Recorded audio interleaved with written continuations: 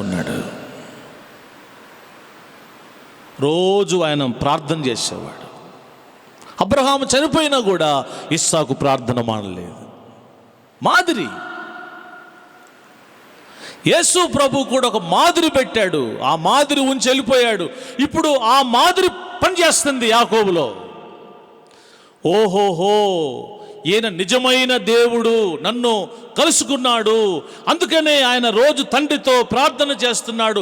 ఆ ప్రార్థన ద్వారానే అద్భుతాలు చేశాడు, ఆ ప్రార్థన ద్వారానే గొప్ప గొప్ప కార్యాలు చేయగలిగాడు అని ఈయన కూడా దాన్ని సీక్రెట్ నేర్చుకున్నాడు. ఆ సీక్రెట్ యొక్క ఆ వాస్తవాన్ని అందిపుచ్చుకున్నాడు. ప్రార్థనలో గడిపాడు. మోకాళ్ళు ఇంతంత లావు అయిపోయినాయి అంట ఆయనకి. మోకాళ్ళు లేసి నల్లగా తయారైనాయి. నేను చాలాసార్లు మీకు ఒక మాట చెప్పాను, చెప్తారా? ఒంటె మోకాళ్ళు కలిగిన వాడినా, ఒంటె మోకాలు అరణ్యములో ఒంటె మోకాళ్ళు వేసి నల్ల కాయలు కాస్తుంటాయి అన్నమాట. ఈయన మోకాళ్ళు అటువంటి మోకాళ్ళు చూడండి. అపోస్తులందరికీ లేని ఒక బిరుదు ఈయనకు వచ్చింది చరిత్రలో. అదేంటంటే ఒంటె మోకాళ్ళు కలిగిన వాడు యాకోబు. What a prayerful man.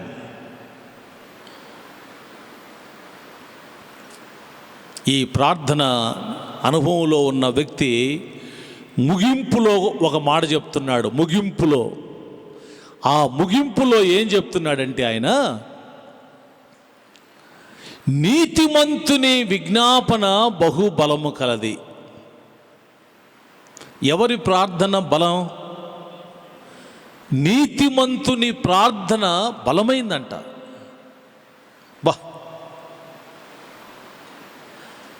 మామూలు ప్రార్థనలు చెయ్యొచ్చు, కానీ బలమైందంటే అర్థం ఏంటి? బలమైంది. ఇప్పుడు సింహము బలమైంది, అది అడవిలో ఏ జంతువునైనా చంపేస్తుంది. ఎందుకో దాన్ని దేవుడు అట్ట పుట్టించాడు. అది పరిగెత్తుకొని వస్తుంటేనే ఆ జూలును చూసి మనం గుండె ఆగిపోద్ది. చాలా బలము కలిగింది అది. దాని ఆ పళ్ళు ఎటువంటి ఎముకలనైనా పొడి చేస్తుందంట. దానియేలుని బయటకు తీసుకొచ్చినాక వెనకాలని వేశారు. ఏం చేసిందని ఉంది బైబిల్లో? పిండైపోయినాయి అంట వాళ్ళ బోన్స్. గ్రైండింగ్లో మీరు గ్రైండర్లో వేస్తారు కదా, అట్లా పొడైపోయిందంట. అట్ట తినేసినాయి ఇవి. దానికి అంత బలం ఉందండి. దేవుడు ఆ శక్తి ఇచ్చాడు దానికి. ఇప్పుడు మన అంశంలో ప్రార్థన బలమైందంటే అర్థం ఏంటి? ఏ కార్యమైనా చేయగలదు నీతిమంతుని ప్రార్థన. అది దాని మీనింగ్. నీతిమంతుని ప్రార్థన బలము కలిగిందంట. ఒక్క పేజీ పక్క తిప్పండి. పేతురు గారు ఏమంటాడు? యాకోబు పత్రిక పక్కన పేతురు గారు ఏమంటాడు? మొదటి పత్రిక, పేతురు రాసిన మొదటి పత్రిక 3వ అధ్యాయం 12వ వచనం. 3:12 ప్రభువు కన్నులు నీతిమంతుల మీదను, ఆయన చెవులు వారి ప్రార్థనల వైపును ఉన్నవి. అంటే దేవుని కళ్ళు ఎవరి మీద ఉన్నాయి?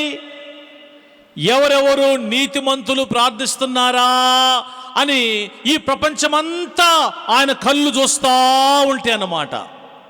అది లోతుగా అర్థం చేసుకోండి దేవుని బిడ్డలారా ఈ మాటలు. నువ్వు గదిలోకి వెళ్ళి మోకాలు నీ ప్రార్థన చేయడం, దేవుడు మనల్ని చూస్తున్నాడు అనుకోండి, కానీ ఆ సందర్భం ఇక్కడ రాయబడలా. దేవుడు తన కళ్ళు నీ మీద పెట్టాలంటే నీవు నీతిమంతుడుగాను నీతిమంతురాలుగాను ఉండాలి. అది వెంటనే ఇప్పుడు చూడండి, మనం రోడ్ల మీద పోతే వినండి, మనం రోడ్ల మీద పోతే ఆ మీడియా వాళ్ళు వచ్చేస్తారా మన దగ్గరికి? అసలు మనం అంటే వాడికి లెక్కే లేదు.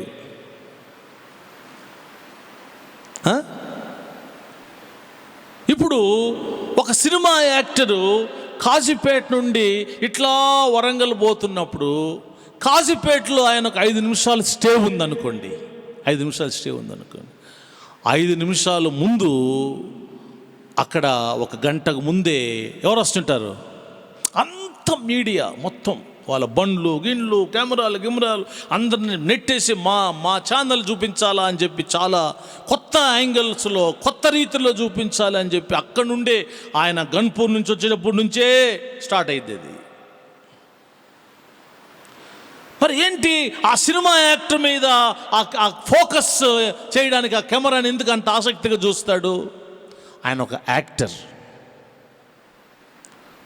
యువతల పక్కున్నోళ్ళని అవతల పక్కుల్ని పట్టించుకోడు.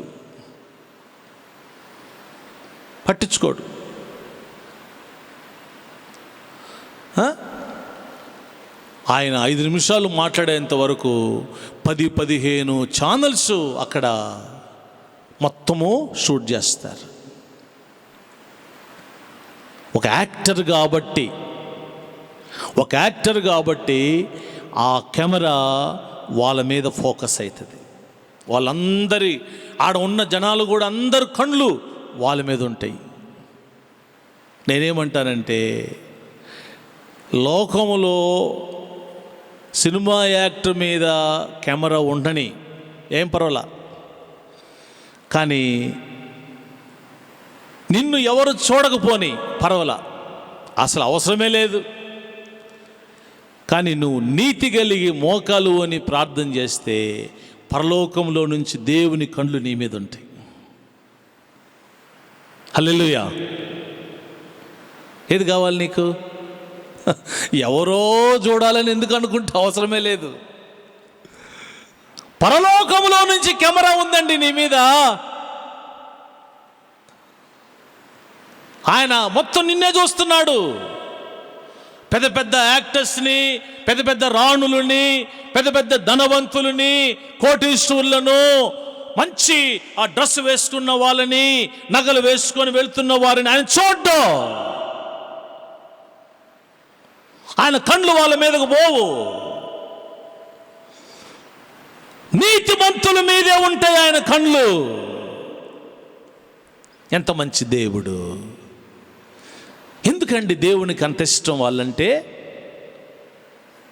నీతిమంతులంటే ఎందుకు ఇష్టం దేవునికి? ఆయన నీతిమంతుడు గనుక.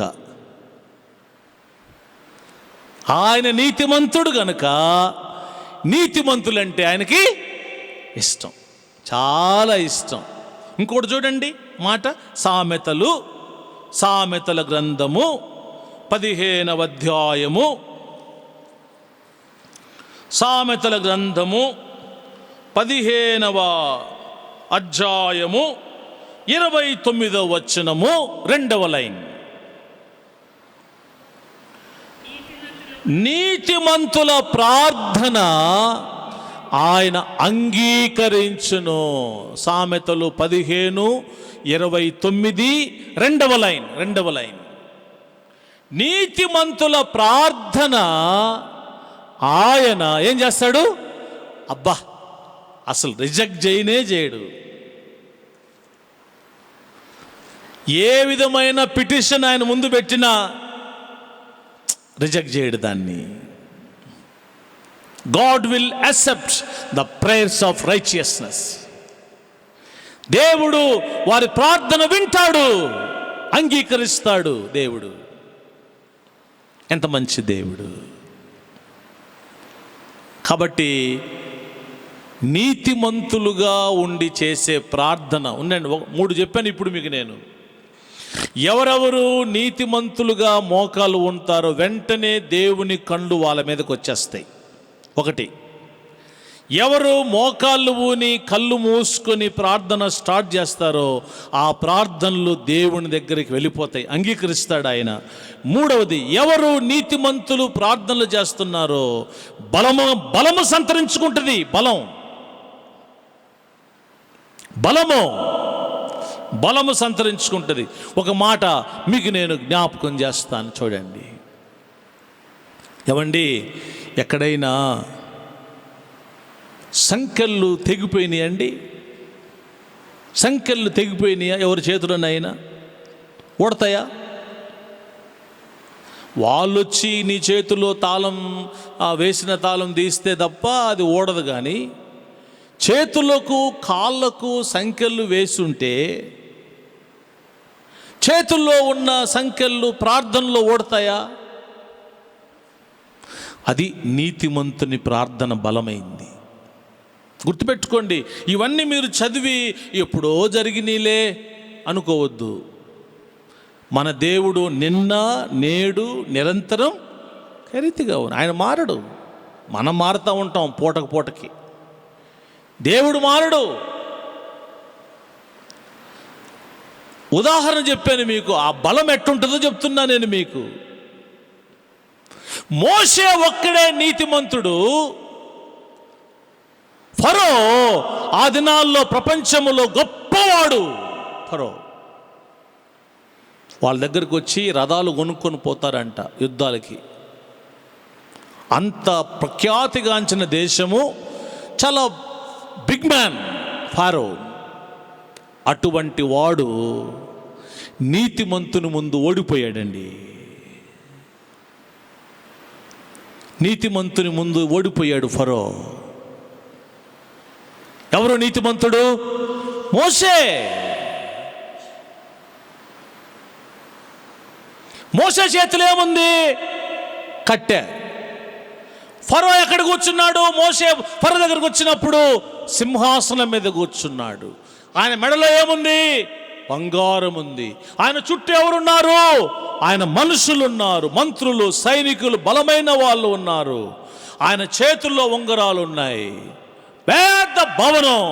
చిటికేస్తే ఐగుప్తు దేశంలో ఏదైనా జరిగి తీరాల్సిందే. కానీ మోషే చేతులు ఏమీ లేదు, కట్టె తప్ప. కానీ బలం ఉంది ఆయనకి. తప్పకుండా నీతిమంతులు బలమైన వాళ్ళండి. నీకు అందుకని అంటాడు బైబిల్లో, దయను సత్యమును ఎన్నడూ నిన్ను విడిచిపెట్టద్దు. ఇంకోటి, అమ్ముకోవద్దు అన్నాడు నీతిని. సామెతల్లో అమ్మొద్దు, తాకట్టు పెట్టద్దు, దాన్ని కాపాడుకో దేవుడు చెప్పాడు. కాబట్టి నీతి ముందు ఫరో ఓడిపోయాడు. ఎస్, గొప్ప విషయం. నీతిమంతుని ప్రార్థన బహుబలం. మామూలు కూడా రాలేదు సుమా, బహుబలము కలిగింది. ఒక ఆయన ఉండేవాడంట నల్గొండ ప్రాంతంలో, వినేవాడిని. ఆయన పాస్టర్ గారంట. చాలా యథార్థంగా ఉండేవాడంట, సత్యం కలిగి ఉండేవాడంట, నీతి కలిగి ఉండేవాడంట. ఆయన పరిస్థితులు సంఘములో ఏమైనా అటు ఇటు మారితే జాగ్రత్త, రేపు ఉపవాసం స్టార్ట్ చేస్తానంటప్పటికి అందరూ భయపడేవాళ్ళంట, అనేవాడంట. రేపటి నుంచి నేను ఉపవాస ప్రార్థన స్టార్ట్ చేస్తా, జాగ్రత్త అనేవాడంట. ఎవడోడు గలిబిలి అందరికి భయం. చచ్చిపోయారంట కొంతమంది ముందు అట్లా ఆయన ప్రార్థన చేస్తే. ఇంతకుముందు జాగ్రత్త అనేటప్పటికి అంత సెట్ అంట చర్చి. ఆయన పేరు ఏదో ఉంది, మర్చిపోయి నేను. చాలా సంవత్సరాల క్రితం, ఓల్డ్ మ్యాన్. చాలా నీతిగా జీవించాడంట చర్చిలో పాస్టర్ గారు. నిజమే, ప్రార్థన, నీతిమంతుని ప్రార్థన చాలా బలము కలిగిందండి. కాబట్టి ఎవరు బలమైన వాళ్ళు ఈ ప్రపంచంలో చెప్పండి ఇప్పుడు? నీతిని అనుసరించుచు హృదయపూర్వకముగా నిజము పలుకువాడే. కాబట్టి మనం ఎక్కువగా ప్రార్థనలు చేయడం కంటే ముందు ఎక్కువగా నీతిగా ఉండడం నేర్చుకోవాలి. మళ్ళీ చెప్తున్నాను ఈ మాట. గంటలు ప్రార్థన చేసే బదులు ఎక్కువగా నీతిని కలిగి ఉండడానికి ప్రయత్నం చేయండి దేవుని దగ్గర. అదే నీకు బలం. ప్రార్థన నీతి కలిగి ఉంటేనే కదా ప్రార్థన బలం. మరి తర్వాత అది ప్రార్థన. ఫస్ట్ దేవుడు నీతి అన్నాడు. నీతిమంతుని ప్రార్థన అన్నాడు, తర్వాత బహుబలము గల అన్నాడు. కాబట్టి నీతి ముఖ్యం దేవుని సన్నిధిలో. ఇంకో మాట పేతురు ఏమన్నాడు ఇందాక చూడండి, పేతురు గారు ఏమన్నాడు నీతిమంతుని గురించి మాట్లాడుతూ. ఒకసారి బైబిల్ చూస్తారా? పేతురు రాసిన మొదటి పత్రిక 1వ అధ్యాయము, మొదటి పత్రిక 3వ అధ్యాయము 12వ వచనములో ఇలాగుంది: ప్రభువు కన్నులు నీతిమంతుల మీద, ఆయన చెవులు వారి ప్రార్థనల వైపునకు ఉన్నవి, కానీ ప్రభువు ముఖము కీడు చేయు వారికి విరోధముగా ఉన్నది. వామ్మో! ఎవరైనా కీడు చేశారా? ఎవరికైనా హాని చేశారా? వారు ప్రార్థన చేస్తే ఆయన కళ్ళు తిప్పుకుంటాడు, అంతే.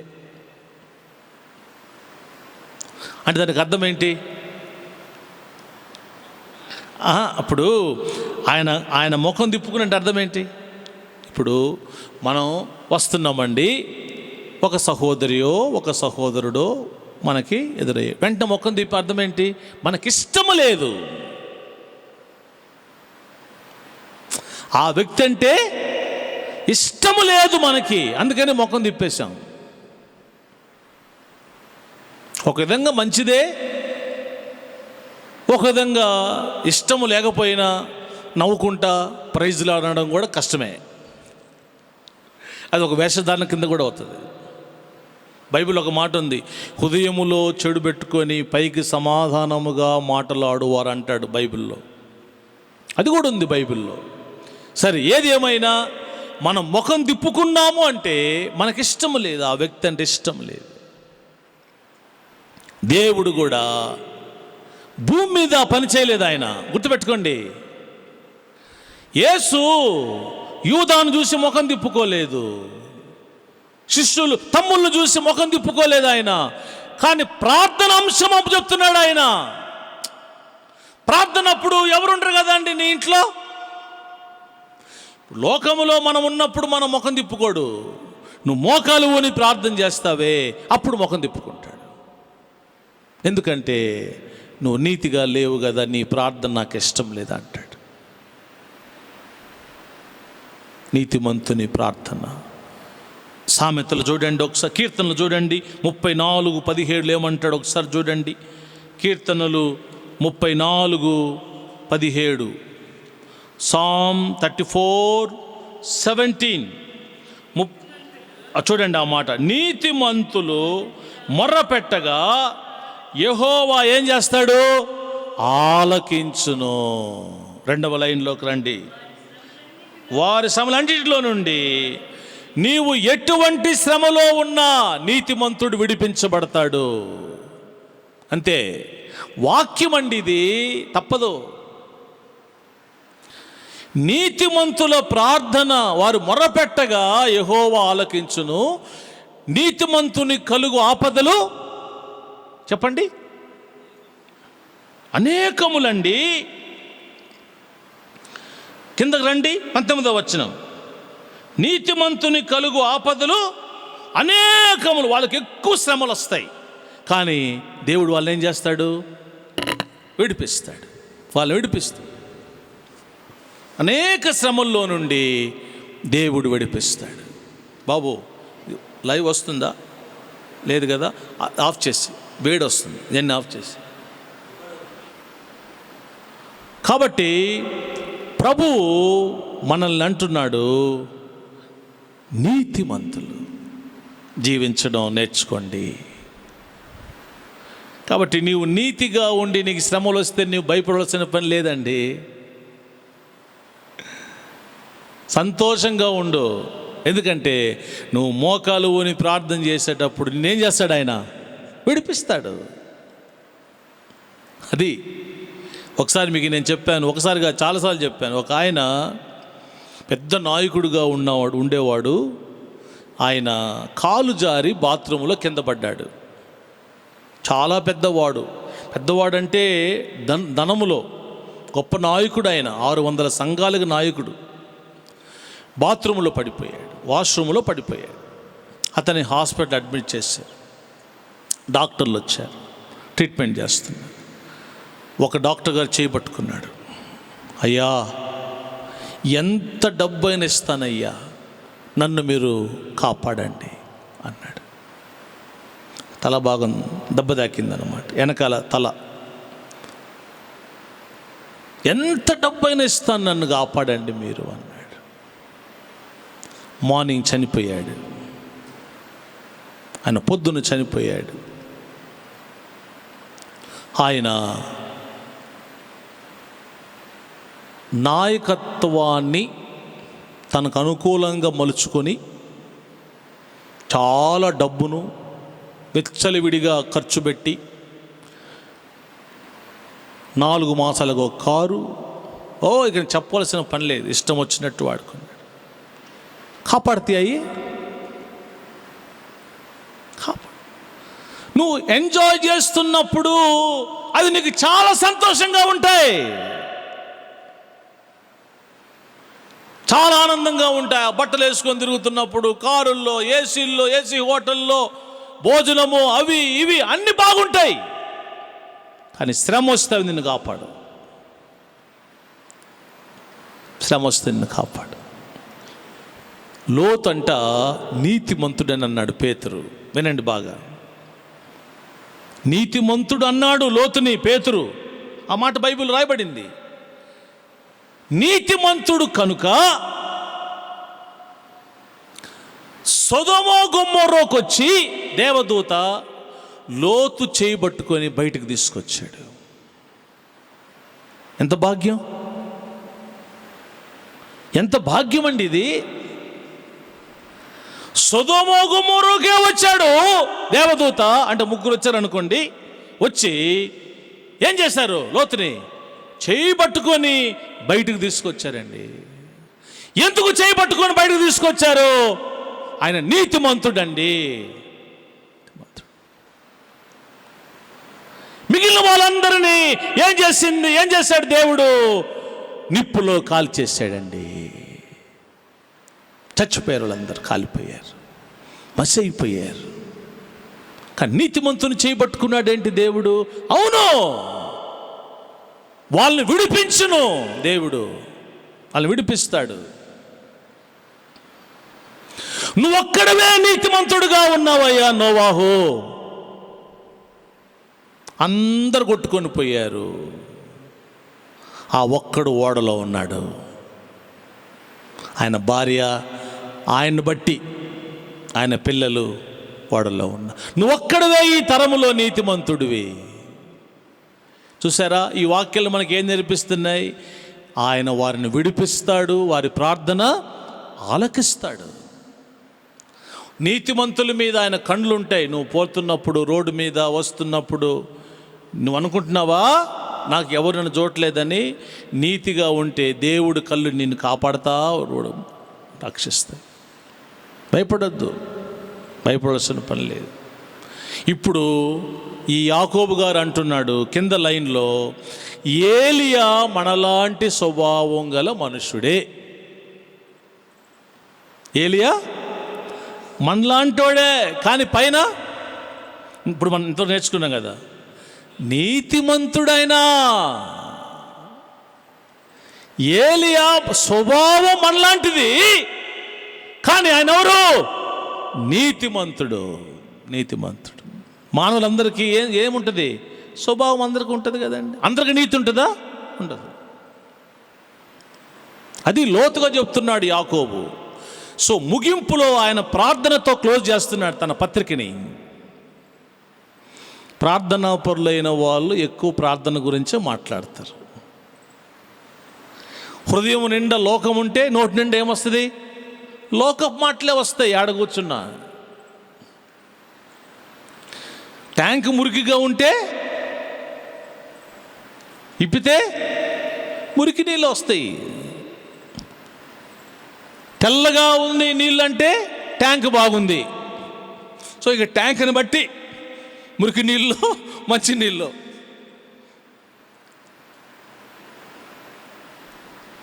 యథార్థమైంది బైబిల్. ఏలియా మనలాంటి వాడేనంట, కానీ నీతిమంతుడు. అతనంట ప్రార్థన చేశాడంట, ప్రభువా ఈ ఆహాబు గారు రాజుగారు దేవతలను పెట్టి పూజించి దేవుడు లేకుండా చేస్తున్నారు భార్యాభర్తలు.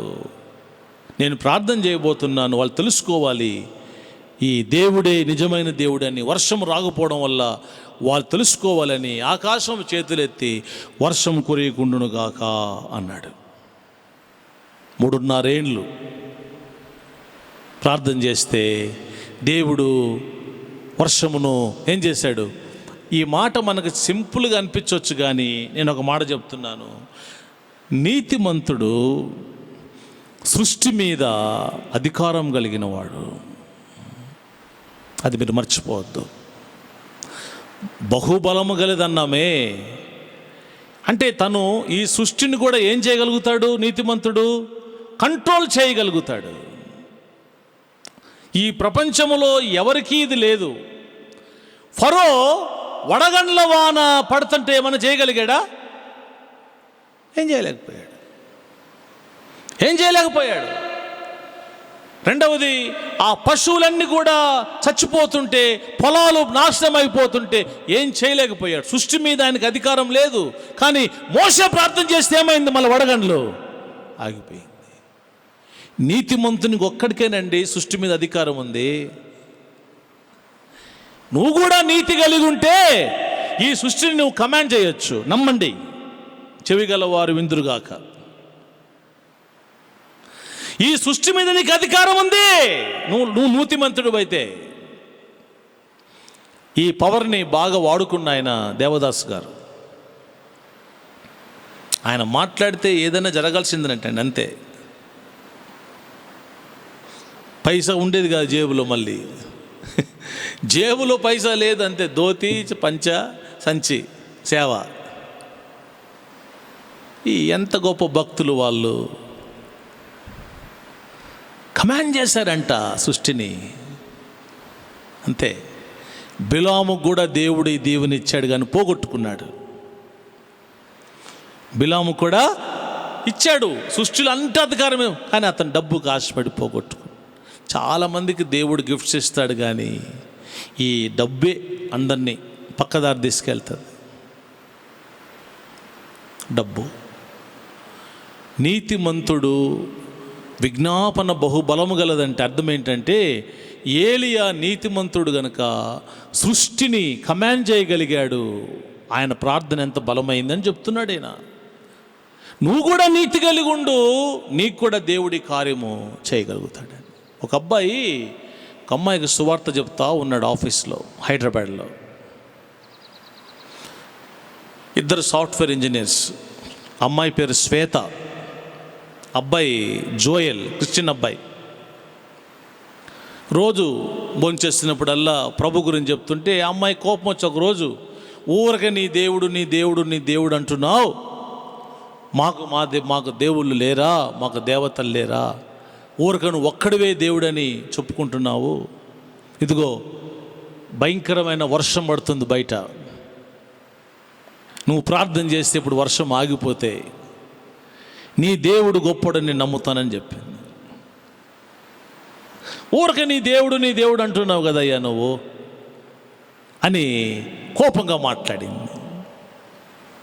చూడు, నేను ప్రార్థన చేస్తాను, దేవుడు వర్షం అన్నాడు ఈ పిల్లాడు. ఆయన ఏమన్నాడు తెలుసా? ఆ మాటకి మనం భోంచేసుకొని ఈలోపు మనం భోజనం అయిపోతుంది, నేను ప్రార్థన చేస్తాను, మనిద్దరం బయటికి వెళ్తాం ఇప్పుడు చూడన్నాడు. వాళ్ళు భోంచేస్తూనే ఉన్నారు. భోజనం అయిపోయింది, ఈ అబ్బాయి లోపల ప్రార్థన చేస్తున్నాడు. భోజనం అయిపోయిన కూర్చొని 2 చేతులు జోడించి అక్కడే మోకాలు ఉన్ని ప్రార్థన చేశాడు. ఒక 5 నిమిషాల కింద పోదాం పా అని డౌన్లోకి వచ్చేటప్పటికి వర్షం ఆగిపోయిందండి. వర్షం లేకుండా అంటే తడవకుండా ఇద్దరు బయటకు వచ్చేసారు. ఈ శ్వేత అన్న అమ్మాయి ఏమనిందంటే, నీ దేవుడు నిజమైన దేవుడు అని చెప్పింది.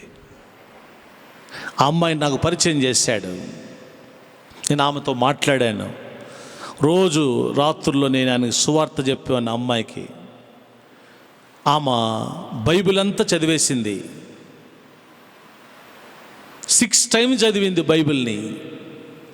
ఇప్పుడు ఆస్ట్రేలియాలో ఉంది పెళ్ళయి.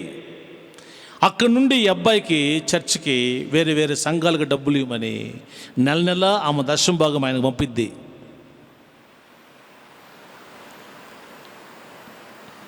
సృష్టి మీద కూడా మనకు దేవుడు ఏమిచ్చాడు?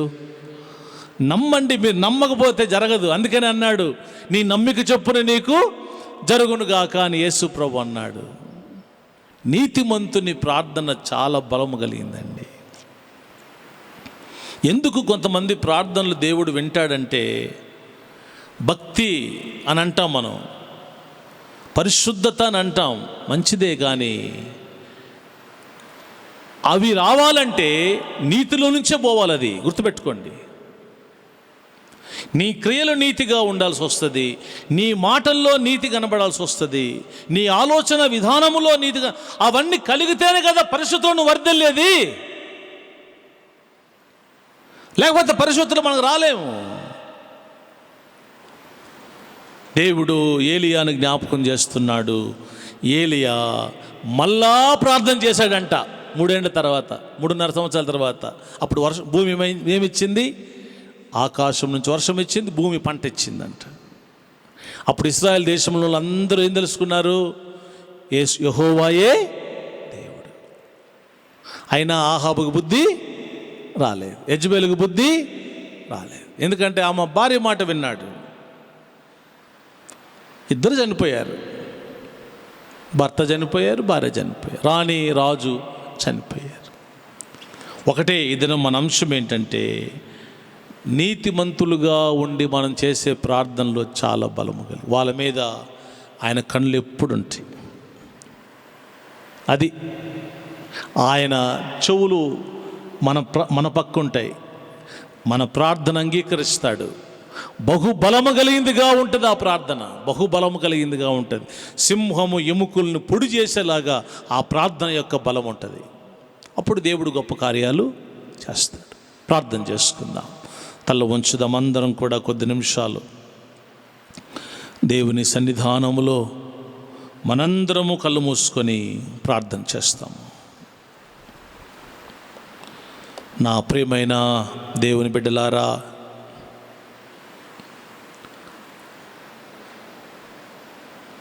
మనము ప్రార్థన చేసుకుందాము. దేవుడు మనకు మంచి సమయం ఇచ్చాడు.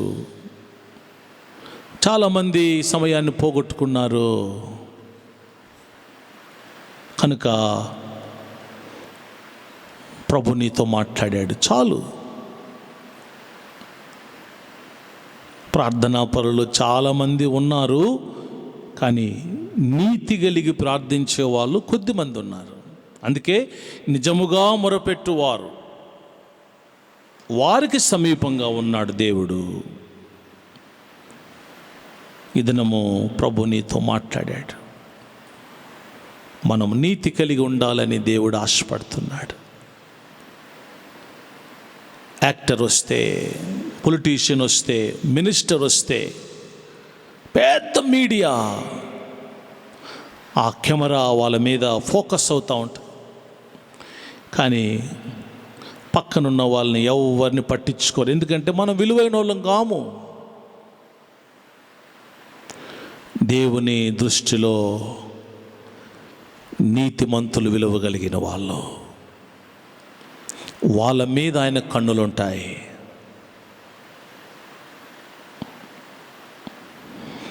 మనల్ని ఎవరు పట్టించుకోవట్లేదు అనుకోవాల్సిన పని లేదు. నీతి కలిగి ఉండి ఎవరు పట్టించుకోకపోతేనే మనకు మంచిది. దేవుని కళ్ళు మన మీద ఉంటాయి. ఆయన చూస్తున్నాడు మన పక్క, మన ప్రార్థన అంగీకరిస్తున్నాడు. ఆయన చెవులు మన ప్రార్థన వైపు పెట్టి ఉన్నాడు. మొర్రపెట్టినప్పుడు ఆయన ప్రార్థన వింటాడు. ఎటువంటి శ్రమలోనున్న బయటికి తీసుకొస్తాడు. ఒకప్పుడు యాకోబు ప్రార్థనా పరుడు కాదు, ఇప్పుడు ప్రార్థన అనుభవాలు చెప్తున్నాడు ఆయన. ఎందుకంటే ఎదిగాడు కాబట్టి. ఒంటె మోకాలు లాంటి మోకాలు అయిపోయాయి ప్రార్థన చేసి. ఏలియాని తీసుకొచ్చి చెప్తున్నాడు. ఆయన చూడండి, ఆయన ప్రార్థన ఎంత బలమైందో. ఆయన విజ్ఞాపన చేస్తే నీతిమంతుడు గనుక బహుబలముగా దేవుడు కార్యాలు చేయలేదా అంటున్నాడు. మన ప్రార్థన కూడా దేవుడు వింటాడు. దేవుని బిడ్డలారా, నీతిని మనం ఎప్పుడు కలిగి ఉండాలి. సత్యమును అమ్మివేయక అంటాడు కదా, అది మనకు బలం. మాదిరి ఉంచాడు యేసు ప్రభు. ఇప్పుడు ఆ మాదిరి అమలు చేస్తున్నాడు యాకోబు. ఒకప్పుడు ఆయనకు ప్రార్థనే రాదు, ప్రార్థన అంటే అసహ్యం. ప్రార్థన యేసు ప్రభుతో ఎప్పుడు చేయలేదు యాకోబు. ఇప్పుడు యేసు ఉంచిన మాదిరిలోకి వచ్చాడు యాకోబు. నువ్వు కూడా మాదిరి ఉంచుతున్నావా? అనేకులకు నువ్వు మాదిరి ప్రార్థన జీవితాన్ని పెడుతున్నావా? నీ ఇంట్లో కానీ సంఘములో కానీ. అదే దేవుడు కోరుతున్నాడు. మనం చనిపోయిన అది కొనసాగుతుందండి. ప్రార్థన చేసుకుందాము. దేవుడు మనతో మాట్లాడాడు కనుక ఒక 2-3 నిమిషాలు మీరే మౌనంగా ప్రార్థన చేసిన తర్వాత మనము ఈ అంశం మీద నేను చెప్తాను. అప్పుడు ప్రార్థన మీరే పరీక్షించుకోండి. 2-3 నిమిషాలు ప్రార్థన చేసుకొని పరీక్షించుకోండి. నేను చెప్పినప్పుడు ఒక్కరు ప్రార్థన చేయండి.